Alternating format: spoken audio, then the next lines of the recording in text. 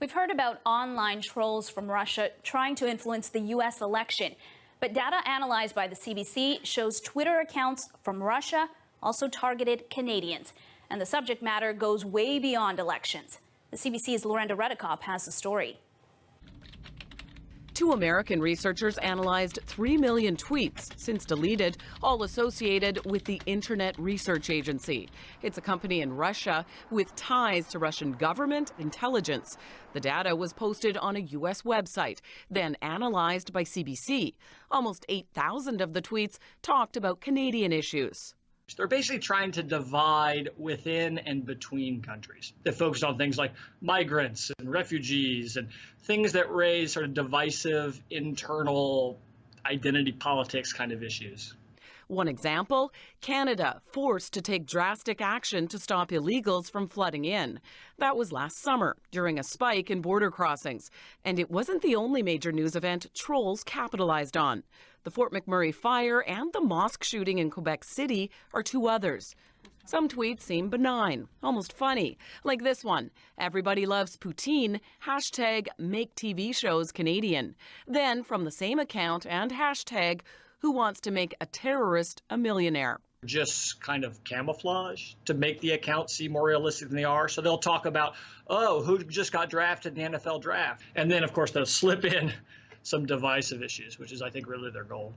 I have to say it wasn't much of a surprise. This cybersecurity analyst says Canadians need to be skeptical about what they're seeing online because activity by trolls, whether connected to Russia or not, continues. Some Twitter accounts that have been identified as trolls have already been tweeting on things like the attack on the Danforth. So we know that they're watching stuff that happens in Canada.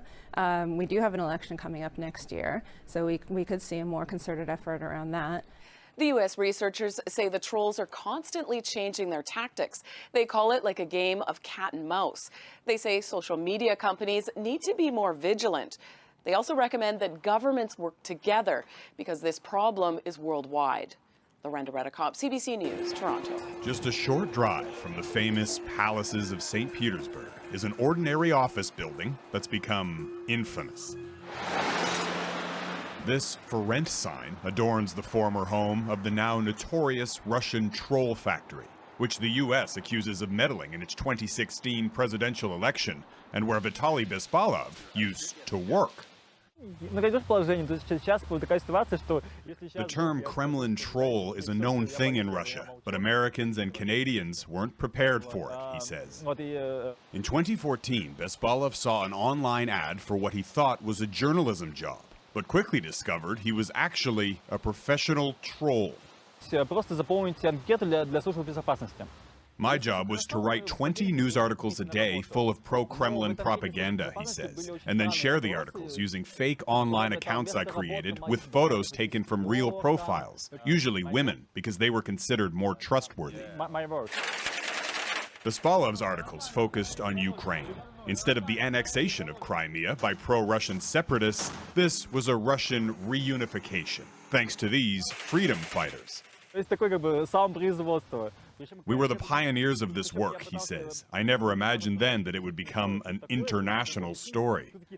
Vitaly Bespalov says he only worked here for a few months, but before he left, they'd started to hire English-speaking employees. They worked in a different area, he says, under tighter security, and their propaganda targeted Western countries. The trolls are very proud of themselves, sure. This Russian journalist revealed how the troll factory evolved. From a couple hundred employees to more than 1,000 trolls, with posts reaching up to 50 million people. They even organized and funded political protests and counter-protests in the U.S. Their main aim never was to support Trump. I mean, their main aim was to raise all tensions in the American society. Pleasure to have you here, Don. But what about Canadian society? Zakharov says Canada's close proximity and relationship to the U.S. means Canadians are also targeted, albeit on a much smaller scale. There were thousands of tweets that talked about Canadian issues. This American professor analyzed 3 million tweets, which were traced back to the troll factory. Those targeting Canadians often focused on divisive issues such as migration, claiming Canada forced to take drastic action to stop illegals from flooding in. And Syrian refugees are not welcome to Toronto. One tweet said, "Keep Canada white," while another promoted Black Lives Matter. The accounts picked up thousands of followers and millions of retweets. We saw significant changes in the way that these accounts acted over time.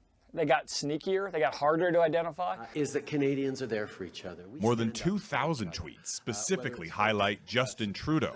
Bespalov has no doubt Canada's next federal election will be targeted. In most cases, the voters decide. But if it's a close race, the trolls might have an impact. Canada has to be on its guard, Bespalov says. The trolls' main goal, he says, is to exploit tensions and sow division in Western countries. And their success is difficult to deny. Jeff Semple, Global News, St. Petersburg.